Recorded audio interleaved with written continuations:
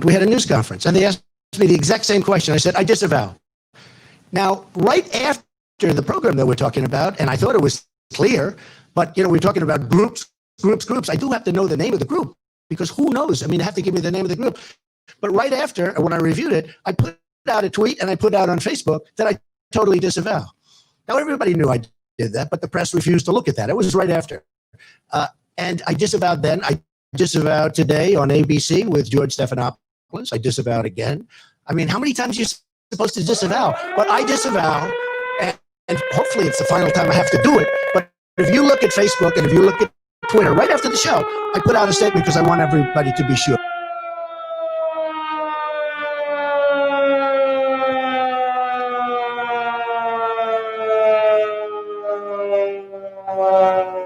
Thank you and welcome to Disavowed. I am your always honorable and humble host, Bebo the Great. Today I have with me Edie Dixon. She is a trans conservative activist. Edie, welcome. You have been disavowed. Tell us a little bit about my name is Edie Dixon in Portland, Oregon, liberal Mecca. Red pill, typical story, 2016 with Trump, and been further right ever since. It's been a rocky hill. So now, could you tell us a little bit about the genetic disease that you incurred when you were born? Well, yeah, I was born intersex, and that consists, there's about a dozen or so conditions that would classify you as intersex. I was born with Klinefelter syndrome, that leaves you with a, leaves you with a DNA sequence of XXY. So you have both the female double X and the male Y.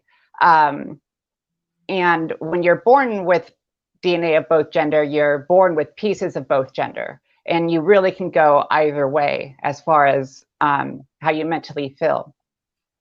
Right. So, for example, a woman is usually born with a double X, and a male is a XY chromosome, and you had 3 with a double X and a Y. Yeah, I have a 47. Right. So you have an extra chromosome, basically.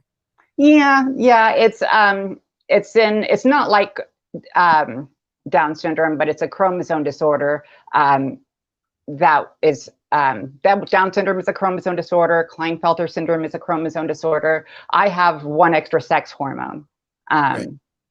and that's led me to have feminization that Correct. typical males would not have. Correct. All right. Now, so when you were born, were you did your parents treat you as a male or a female? The first half of my life, so I was born instinctively feeling female. So around when I was about 3 or 4, my parents were trying to teach me that I was a male. But when you're 3 or 4, you start thinking, well, I started thinking that that my parents were telling me that boys were called girls and girls were called boys. So when my parents realized that they were mentally messing with my head, they just said, dress however you want, act however you want. You can live socially however you want. But but when I was about 13, I started to grow my own breasts, which was a sign for the doctor to assign me my testosterone injections. And after I was starting to inject testosterone, the signs of going through a male puberty were too much for me to live socially as female. So I just started to live socially as male at that point. So about 13 on, my parents started to treat me as male. We have our first comment. Eric says, "You look great, Edie." Oh, yay. I got this new hair straightener, but that's for another video. All right. So then in school, you first started school, you were going as a boy. when I was yes, when I was enrolled into school, I was enrolled as a male, but I lived in such a small town. I had only 17 people in my class, and I went through each class with the same 17 people. So everybody knew of my condition. Everybody knew. So I was really able to live as I was ish. I was more raised unisex in elementary, if that makes more sense. So in school, when did you switch to a female? Sixth Basically? grade. Sixth Sixth grade. grade. And Yeah. and was everyone accepting in this small town? Yeah. It was very unnoticeable. It was the high school kids. They didn't even know what was going on. They didn't even know I existed. But in my class, yeah, everybody, because it wasn't, like I said, when I was growing up in elementary, I was more unisex. I wasn't dressing in dresses, wearing, with my hair long. I was able to live socially female in the sense that I was able to move feminine. I was able to, with my body, I didn't have to act masculine.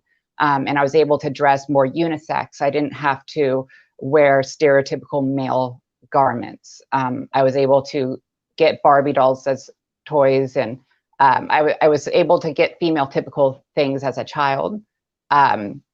It's hard to explain, but it was more of a unisex setting that I grew up in. Right. Until sixth grade. You virtually experienced no harassment or no. I did.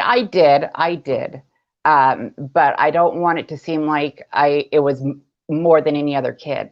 It was, everybody was bullied for something, and they just picked the most obvious thing to bully me with. Now, do you think growing up in a small town helped you, or? Yeah. Oh yeah. Because growing up in a small town, people knew it was genetic. People knew, people knew who I was, so they were able to know it was genetic. Whereas if I was living in a city, nobody would know who I was. Nobody would know me on a personal level. They would just assume, oh, they're masculine looking. They have masculine traits. Yeah. So being in a small town, more people knew who you were. If people know you, they tend to have more compassion, right? Oh yeah, definitely. Be more polite. Was this town a conservative? Oh yeah, very conservative. Small town, very small town, Nebraska. Like half an hour, 45 minutes from the South Dakota border, and about an hour from the Wyoming border.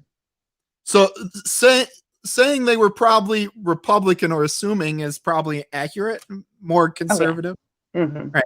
And imagine that they were not this harsh, horrible, evil Republicans. Right. They didn't try to drag you out in the streets and no lynchings, no cross burnings. I don't know how you survived. I honestly. I know. There were several times I was almost pushed off of a building, but I survived. Yeah. So then, would you consider yourself when you were first, like, sexual attraction? Were you always sexually attracted to males? I didn't know I was sexually attracted to males until I started to inject the testosterone. My sexual attraction was never a part of it. It was never a thing until my testosterone injections. That's when, because when you're born with Klinefelter syndrome, you're born with testes, which are they're not testicles. They're not outside of you like testicles are. They're inside of you, and they just produce a very small amount of testosterone, not enough to push you through a male puberty. There's not enough testosterone to even to drop the testicles outside of your body. So they're just up inside you, pretty much doing nothing. So I didn't have a sex drive. I didn't have, I wasn't getting a thought process. You basically, you were prepubescent, like you weren't. Yeah. It wasn't, sexual attraction was never a thing until I started to inject the testosterone. And when did you start getting the injections? 13, because 13 was when I started to grow my own breast. It was more, yeah, more gyno breasts. So that was they gave you the testosterone trying to counter the estrogen, basically. yeah, yeah. Uh, I got on the blockers and the testosterone injections, and that reversed any feminization that I was getting, and it helped produce this second sex characteristics. Help push that because I would never have gotten them without them. Because regardless of what your gender identity is, if you're born with Klinefelters, you're born sterile. You're always, every one of us is born sterile. So you're going to have to inject hormones for the rest of your life, no matter who you are. More comments on how good you are looking. We're not going to read every single one. But okay, so then did you consider yourself to be homosexual when you began to feeling attractions to men? Sure. Like this was the 90s and early 2000s, so transgender wasn't a thing. Klinefelter syndrome was a thing, and they knew that people who were born with Klinefelters either they either feel male or either feel female. It's really a 50-50 shot. So they knew there was a possibility that I was going to be transgender. But even at that point, there wasn't really a word for it. There was just your gender identity. They just kept on reaffirming that this is your gender identity. And so sure, yeah, when I started to develop my sexual attraction to men, I didn't know that I could be validated as a woman. So yeah, I definitely thought I was more of a homosexual man. So at what point did you make the decision to fully transition and become a woman, basically? So I made the decision at 21, but I was shamed. There was a big scene. I was shamed by my family in front of family friends and everything for wanting to be a woman. They treated it as something completely different to try to shame me into the closet, I guess. So that scared me to hide it, even trying to hide it longer. So that bought them 4 more years. And then 4 years later, so I was about 25 when I transitioned. So what was it, like your parents, and brothers and sisters? It was my mom and my siblings. Which is sort of ironic because they would be the ones that know your condition the most intimately, right? Yeah.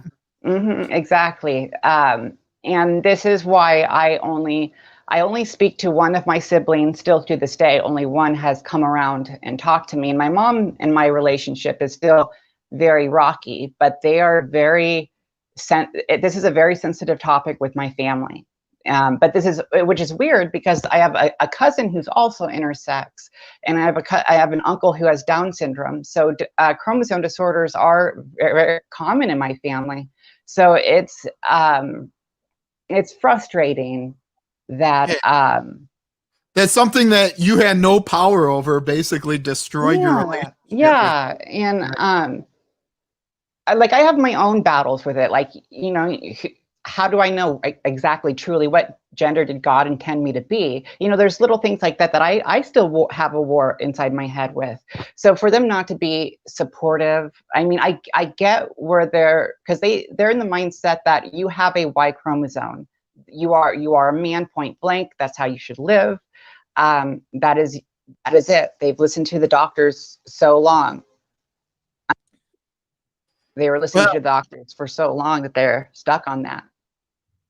Right. And I told you, my initial thought on it was very similar also. Can you see why people have that feeling, or do you? Oh, definitely.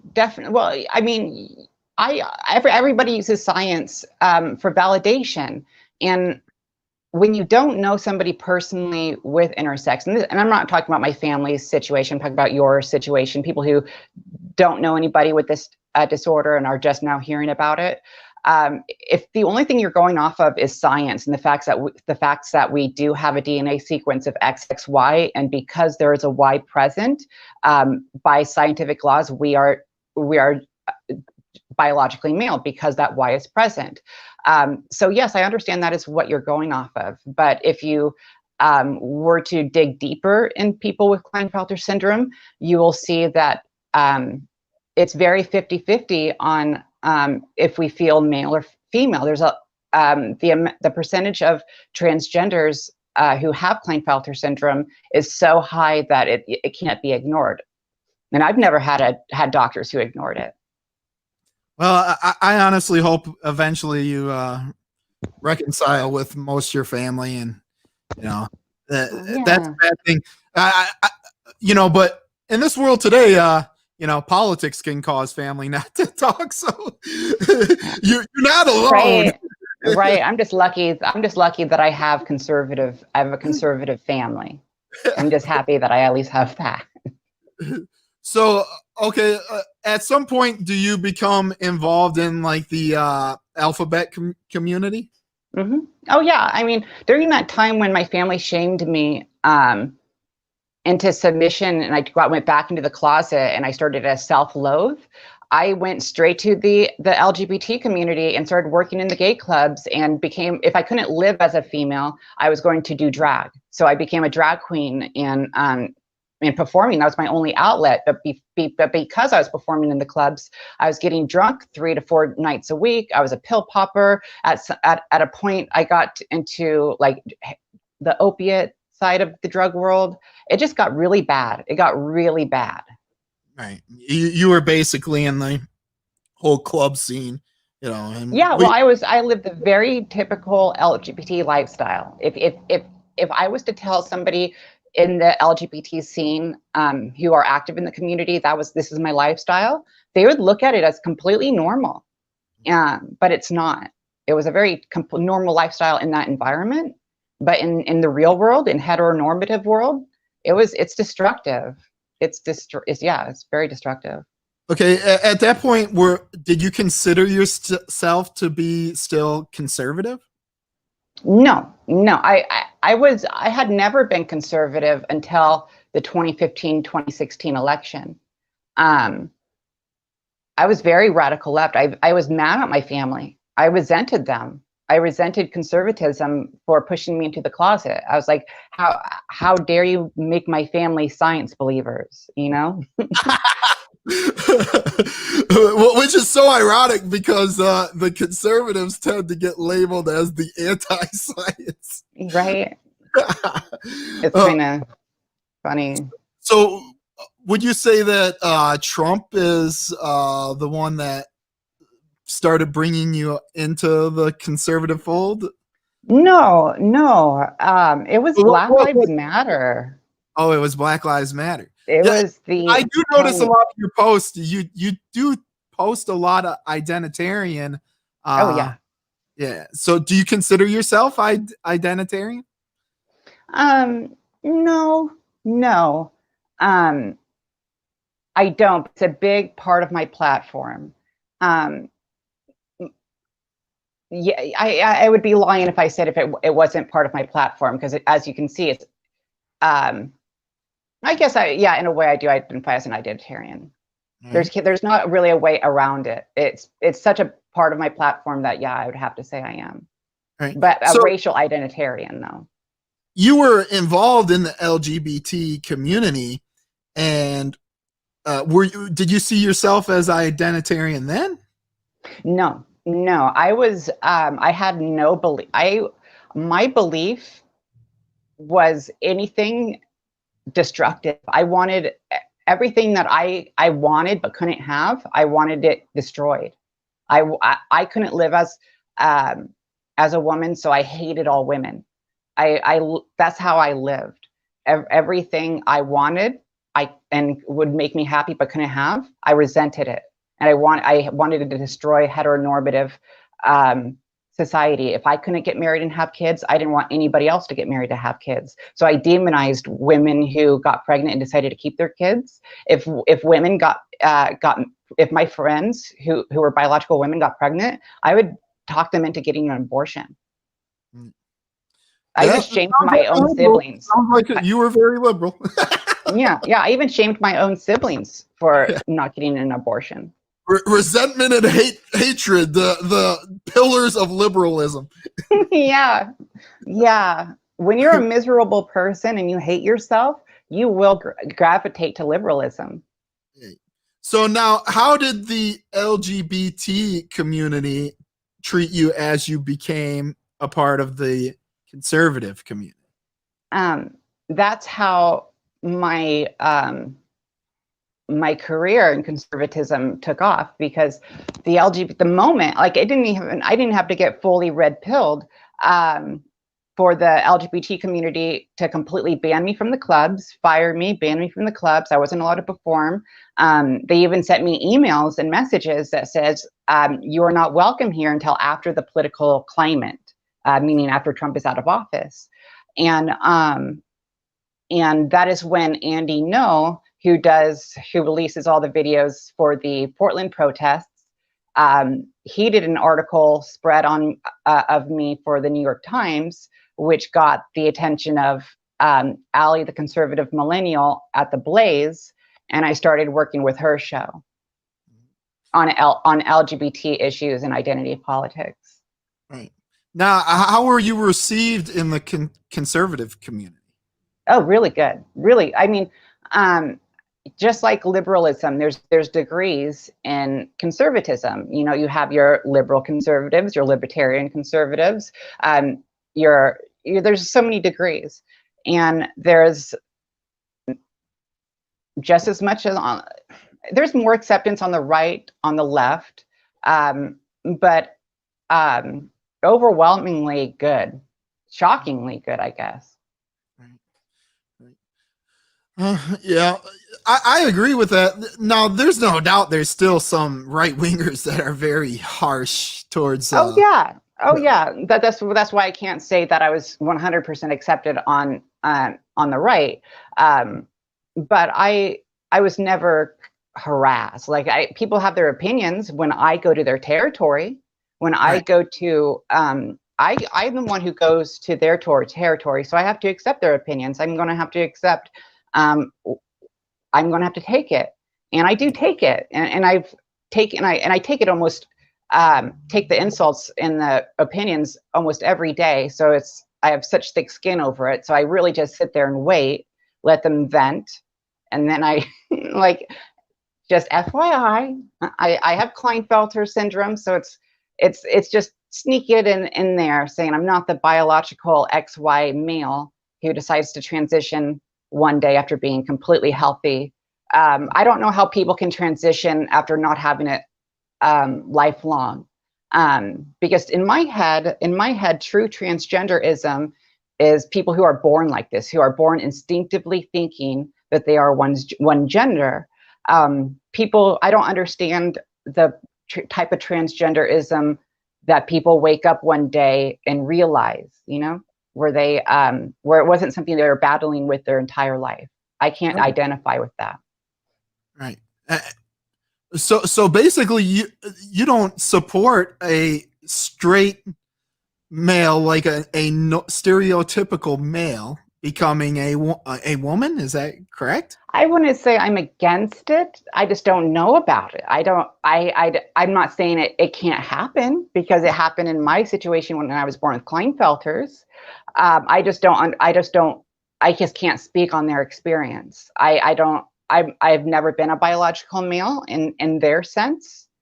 So I don't know how it feels to be 100% healthy and not to have any type of genetic cause to why you feel female. I don't know what's causing them to feel female, because with me, I know what it is. It can be isolated and observed under a microscope, why I feel the way I do. They cannot. So I don't understand what makes them feel the way they do. I don't deny it, you know, I just don't know what makes them feel the way they do. And you are a very religious person. I pay attention to your posts. Yeah. So as far as the spiritual side of that, what is your spiritual stance? Like, a lot of people don't realize this, but like hermaphrodites are actually in the Bible. Like I forget what they call them, but they were. They're eunuchs in the Bible. Yeah. Well, I'm a eunuch, and you don't necessarily have to be a hermaphrodite to be a biblical eunuch. You just have to be born without testicles or have your testicles removed. But because Jesus does have a covenant with eunuchs, but if you remove your testicles, you have to remain celibate. And if you're able to remain celibate, you can enter the kingdom of heaven. And ultimately, that is what I want to achieve to be, is complete celibacy. Am I there? In the how realistic that is? You know, I'm a sinner. We're all sinners, and that's my personal battle. You know, that's my personal sin, I guess. We all have our sins. Yeah, exactly. We all have our battle, but I just try not to participate in hookup culture. I can honestly say I've been with the same person for years now, 2 years. Right. You know. So, what is your stance on straight homosexuality and your religious? How do them? I'm against my own sex life. Like even though I was born with Klinefelters, but it's still sodomy. It's still. I do not think my sex life is okay. I do not. And I do not think homosexuality. I think if God gave you if God created you without the attraction to women, it is the devil that is giving you your attraction to men, not God. And the devil is using temptations to make you a homosexual and tempt you into sex, because if God created you without the attraction to women, your purpose on earth was to be celibate. That is what God's purpose for you was. So the devil has to turn everything God wanted for you upside down, completely the opposite of what God wants. And if you're meant to be celibate, the devil's going to make sure he makes you the most sexualized, sex-obsessed group of people in existence. And that's what the devil did. But you admit you're sinning, and so they're sinners the same as anyone else, right? Mm-hmm. So we don't condemn them, right? No. But partially in this culture, even if you say, I get attacked all the time for just saying what you're saying. I can't say it and not get attacked. I'm sure I probably get attacked more. You might get attacked more by the gay. Oh, I get attacked. Yeah. I'm sure the gay community probably will go. They probably dislike it even more coming from you, because they would feel that you should understand it. I have more power to get my message across. People are going to listen. If a straight white male is saying it, they're just going to roll their eyes and say, "Oh, is this another straight white religious male?" You know, when a transgender person is saying it, they're forced to listen to it, because there's no other excuse that they can convince themselves that it's wrong. And no one cares what a straight white male Christian says on anything anymore. Nothing. I mean, college professors are even encouraging their students to find alternative sources. So sad. Eddie saying it sounds like an oxymoron. We just had Eric state. Yeah, I know. It does sound like an oxymoron. Well, I disagree though, because if you're an alcoholic, you could state that getting drunk is a sin and still be stuck in that sin. You get what I think it is much worse spiritually for a person to deny something as a sin.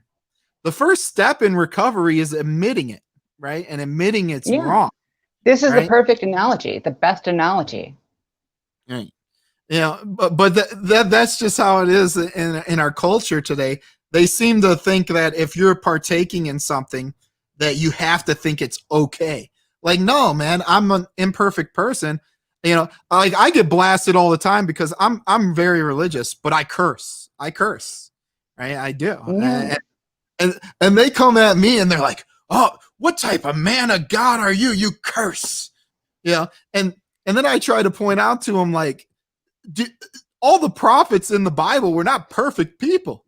No, the Yeah. best people, God's favorite people in the Bible were the biggest sinners, and that's what I liked about Orthodoxy, and that's what took me to Orthodoxy, is that they emphasize that we are sinners, that we are all sinners. Right. All right. So what ended up? You obviously you go to a lot of the protests, right, out in Portland. Oh yeah, Right. yeah. Now, I've been to almost all of them, all but two. All right. Now, how was the protest this weekend with the Proud Boys?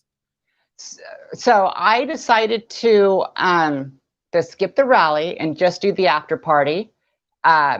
So the rally itself, and the only reason I skipped the rally is because I'm not trying to get arrested. because I don't want that in my record, because I'm trying to move to Florida, and I'm not trying to get anything on my record and anything that will trap me to Portland, where I can't move. My lease is up in 3 months. I don't want to have a reason to stay in Portland, like on probation or something. So I just skipped the rally. But from the videos and everything, they really did a good job. They kept the Antifa at a separate location. They allowed the conservatives and the Proud Boys to have their area, their little 4th of July party celebration, pretty much what it was. And then we all went to the after party, which was a blast. Like hundreds of people there, at least 300. But a bunch of nonsense too. They ended up not giving them the permit, right? Yeah. Like, it's so stupid. So Kate Brown is something else. Like, she literally suspended Ted Wheeler's powers so she could have control over the police, because we were that big of a threat. But Antifa, who have been protesting 100 days now in our city, burning down, even killed the guy, aren't a threat, but we are. Right. Let's not leave out BLM. I love how we always mention Antifa and we never mention BLM. BLM is same thing. I want to talk to you about the proposition that the president put forward with the $500 billion in investment to the. I seen you comment on it to the Black community, right? Oh Lord. Is this not basically a form of reparations? I mean, this is exactly what reparations is. You're going to tell me you're going to create more jobs than you've created in the last 4 years and give them all to Black people, and actually admit that. Say, I'm going to create 3 million jobs and give them all to Black people. And I'm going to give quadruple the amount of money that it took to build the wall to Black people to build their businesses, because white people didn't lose their business during COVID. I mean, but what I'm hearing, I'm trying to look for the specifics of this, because for those who are watching, if you haven't heard, Trump is giving, I believe, $500 billion to 500,000 Black people to open up Black-owned businesses to create 3 million jobs for Black people only. But what I'm hearing, because I'm trying to look for the specifics of this, which I'm having a hard time finding, but what I heard, it's coming out. Yeah, but what I heard, that the money isn't from the taxpayers; it's from corporations or other people who are investors who want to invest in Black business, and they get a tax. What's the word I'm looking for? A tax discount or whatever, a tax break. Right. Yeah. And then they claim it's investment. I mean, hypothetically, you could say it's an investment. Like if these businesses get up and going and they start paying taxes and they, let's be honest, a lot of our inner cities are dilapidated. They're horrible. Right? Oh yeah. And people are leaving the cities. And as long as the Black community stays in the cities, Black-owned businesses aren't going to flourish. They're not, nothing that's going to happen. Right.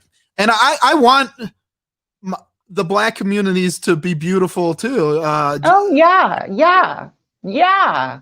I would love that.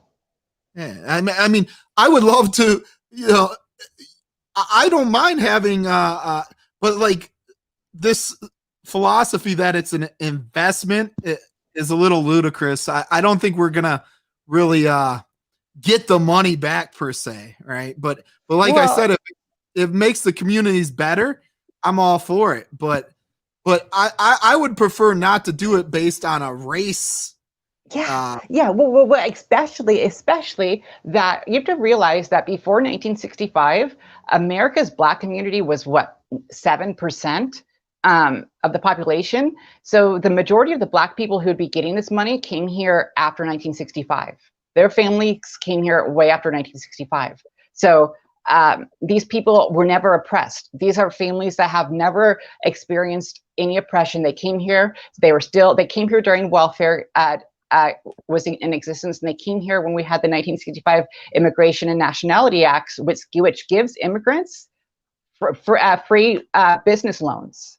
So they had every opportunity to get off the ground and succeed, and they didn't, because I'm not going to go there in this video. That's for another video. Well, my major beef with it is like the pro-reparation aspect of the left movement. I don't think they're going to count this anyway. Like, if we pass this, do you think they're going to just stop asking for reparations? They're always going to want more. Oh yeah.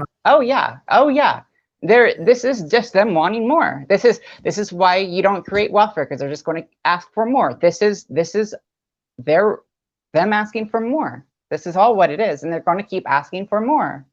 They're going to keep asking for more until white people all decide to stop being in government. Until white people give up their money and land and their generational inheritance or their generational wealth to Black people.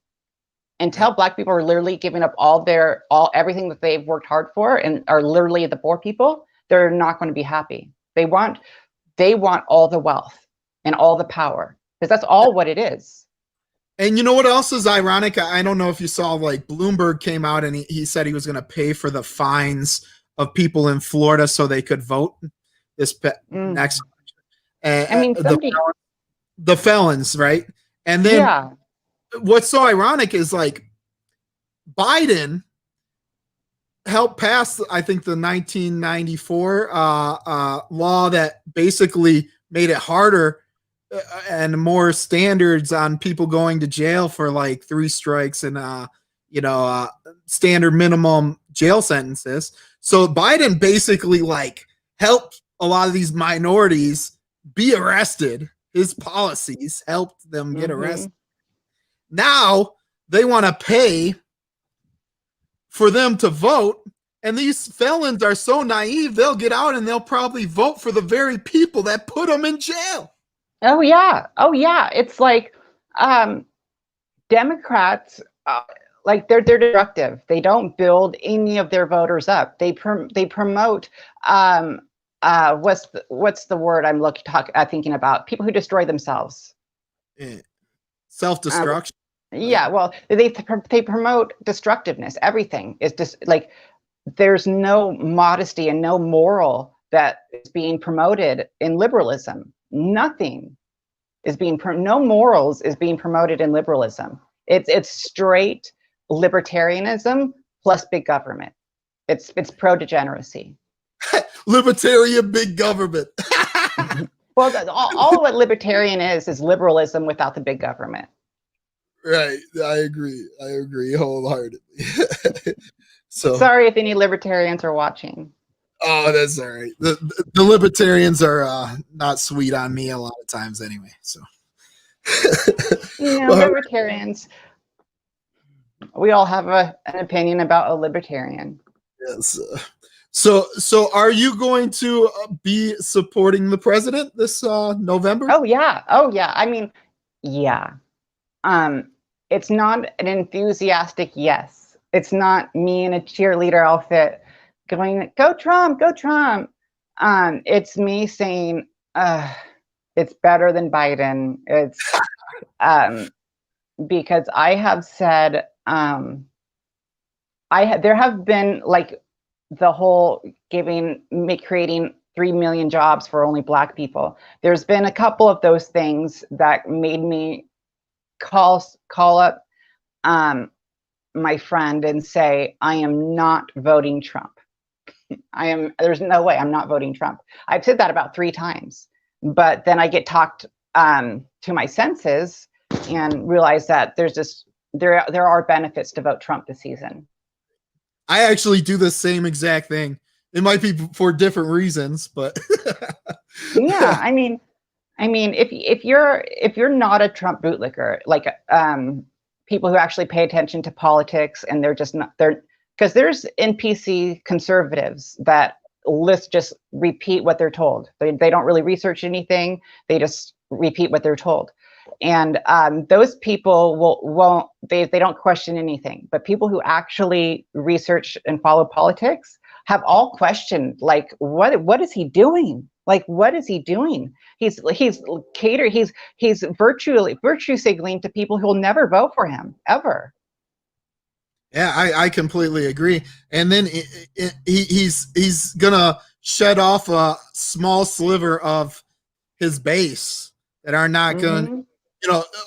His best chances, people like me and you saying the same exact thing, like, what other, we're not enthusiastic about it, but we're going to vote, but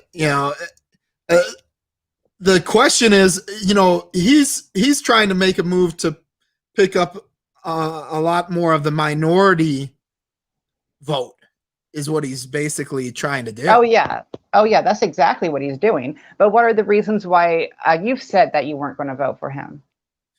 Well, so I had some issues with the Second Amendment stuff, like oh yeah, a lot of people did. A lot. Honestly, I think he placates too much to the African American community and the gay community. And he has white savior complex so bad. And I honestly think it don't help us because, like, as I pointed out before, what I would like to see is something. They want reparations, and a lot of them are calling for like a complete separate nation, like that one militia group with that clown, I've heard, Master J or whatever his name is. But they said they wanted Texas, right? Yeah. And I'm of the nature, like, how are you going to satisfy someone like that, right? Like, no matter what Trump does, they're not going to be satisfied. And that's what I was saying with the reparations. I don't believe they're ever going to be satisfied. I'm of the nature, like, the state of Nevada is like 97% federally owned land. Really? Yeah, something like that. And I'm all for it. Let's give them. I'm fine with paying reparations as long as it don't come out of my pocket. So if the government owns 97% of the land in Nevada, give them a chunk or whatever. And sometimes when people are fighting, the best thing to do is to separate them. Right? Oh, yeah. And let's separate, give them their own little nation. And but the blacks that want to stay in America and be sovereign with us, we don't want to hear it no more. Amen. We paid it. It's actually against the law. You claim racism, you're done. We'll deport you to the. Yay! Based. Bebo is based. I don't want to hear it no more. I think us fighting over it is worse than the actual racism. Like, oh yeah. Oh my gosh. Yes. When I was a young man, I felt like race relations were getting better. I might be a little older than you, right? Race relations, I felt like were getting better. Like, they weren't great, but like. Oh yeah, me too. And this whole thing with, now I don't blame Trump per se for the race relations getting worse. I blame Obama, then Trump. Mm-hmm. It's like the media. The media has. I blame the media. The media has fueled and has written have written the most outrageous articles, has done the most outrageous segments on their news shows. Like the most milk is racist. You know, everything about our culture or anything that we do that liberals don't do is white supremacy.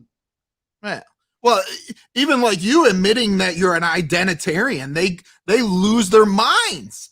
Like, Yeah. if you look up on Wikipedia, you look up like black power, it says positive things, like brown power, positive things. You look up white power, it's negative, right? It's a negative condensation, right? Yeah. And that's just how it is. And and they say literally things like, you cannot be racist unless you have institutional power. Yeah. Right? Yeah. Right? Just crazy stuff like that. But yet then they come and call me a racist. So if I don't have no institutional power, so how can I be racist? Right? I was born in Cuba, and because I have too light of skin and don't appear to be Hispanic, therefore I am not Hispanic. This is what I've been told. This is what I have been told by them. Yeah. I mean, there is a portion of Hispanics that are very white. Like there's white Hispanic, right? Yeah. Who's the American first guy? I forget his name. Like he considers Prince on or De Leon or whatever his name is. Oh no, I'm talking about the Juan Ponce de Leon. Yeah, but he's the first one in America, right? Yeah, I mean, but it is what it is. I just really think that it's destroying our country, arguing about this nonsense, and we're getting nowhere. So can you imagine? Go ahead. I said, could you imagine where we would be if after 1969, when we went to the moon, if we never ever talked about race or identity politics in any way, shape, or form? Just imagine where we would be. Oh, dude, there have been a lot of injustices. There's no doubt. But let them do their thing. And I think what would happen is if we gave them their own little nation, they would realize that we need each other. Or it would be. Go ahead. It would be like how Africa is now. Africa would be nothing without our foreign aid. Look how we doubled their population in 40 years just off of our foreign aid. Right. Well, you do realize that we set up Liberia, right? No. Yeah, look up the history of Liberia. America, after slavery, there was a group of Republicans that wanted to send the blacks back. And they actually started it. They bought land in Africa. Liberia was started by America. If you look up their flag, it's actually the American flag with just one star. Right? That's crazy. It's a republic, and the first 8 presidents in Liberia were black-born African Americans. And we were paying to ship them over there.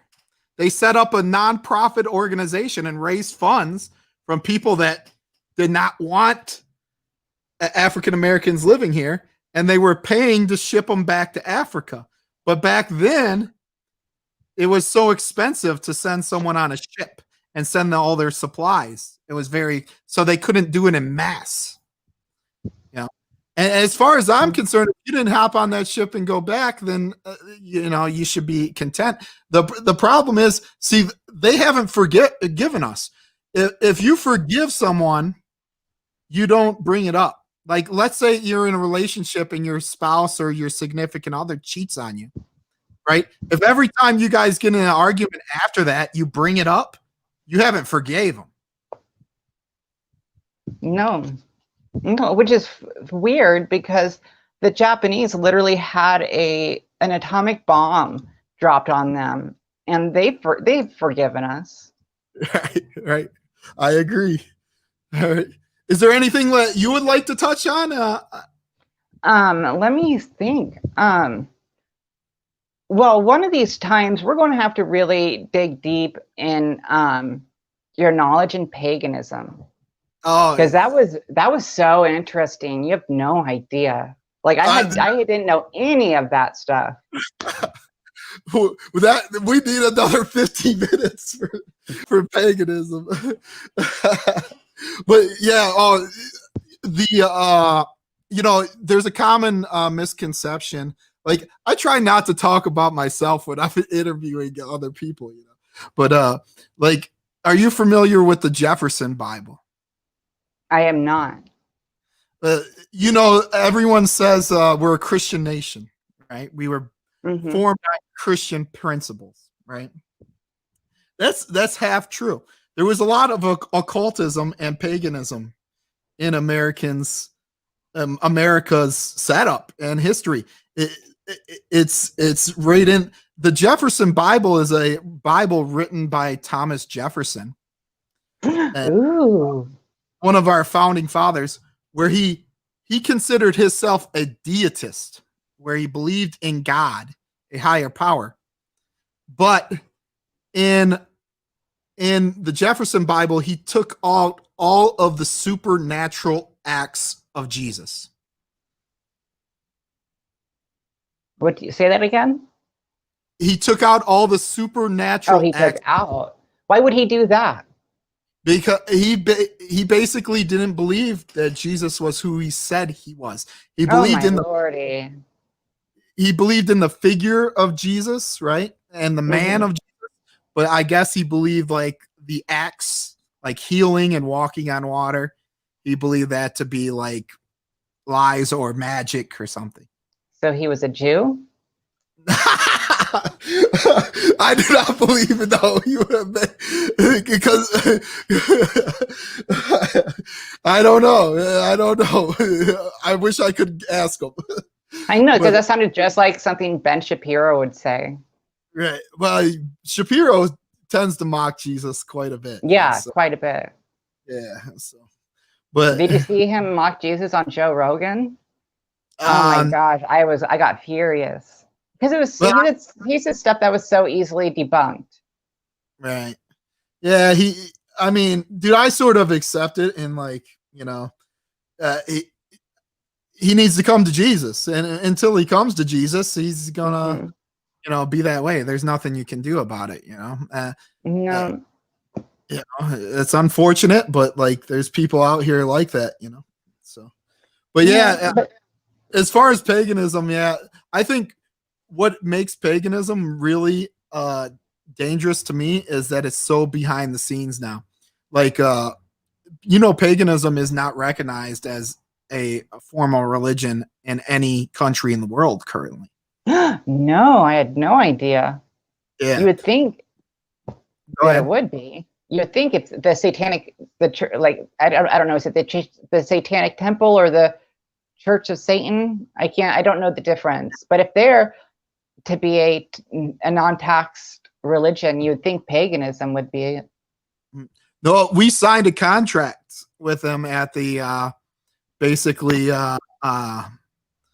when Constantine decided to make Rome a Christian nation, there was a contractual agreement that everywhere we went, that we would allow paganism to be there, but they will not be formally recognized by any government that the Christianity has a hold in. And that was basically the whole Council on Nicaea thing, where the pagans came and they were basically trying to say that Christianity is a form of paganism because we have the Trinity.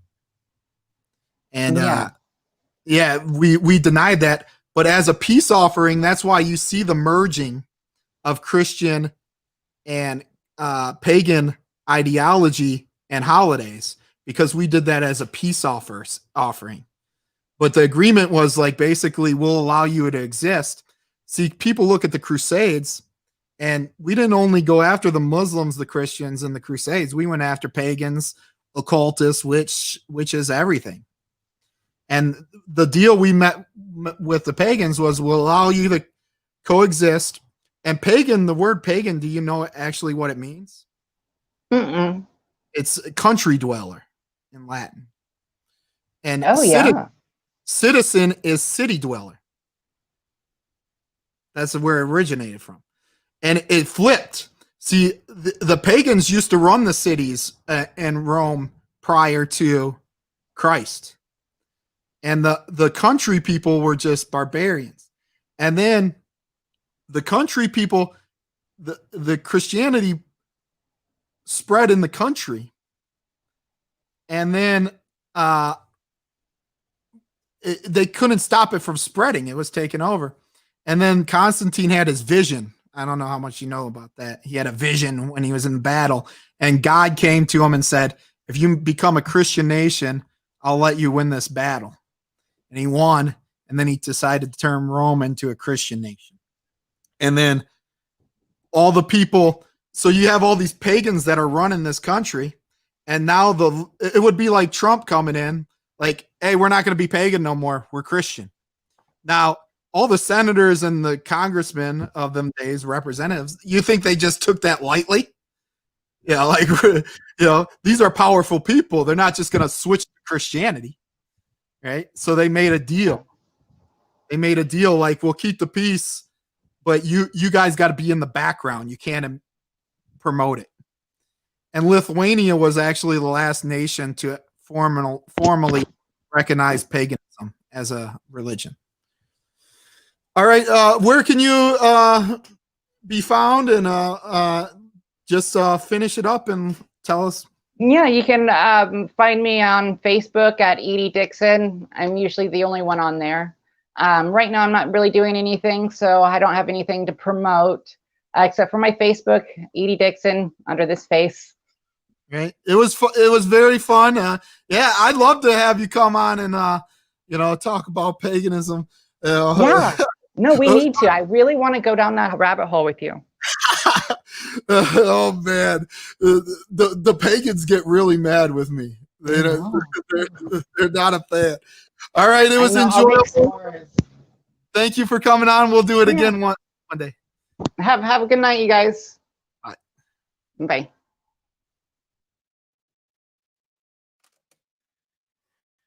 Thank you for joining us. That was Edie Dixon. You have all been disavowed. Have a good night.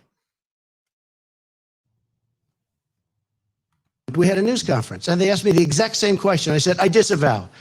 Now, right after the program that we're talking about, and I thought it was clear, but we're talking about groups. I do have to know the name of the group because who knows? I mean, they have to give me the name of the group. But right after, when I reviewed it, I put out a tweet and I put out on Facebook that I totally disavow.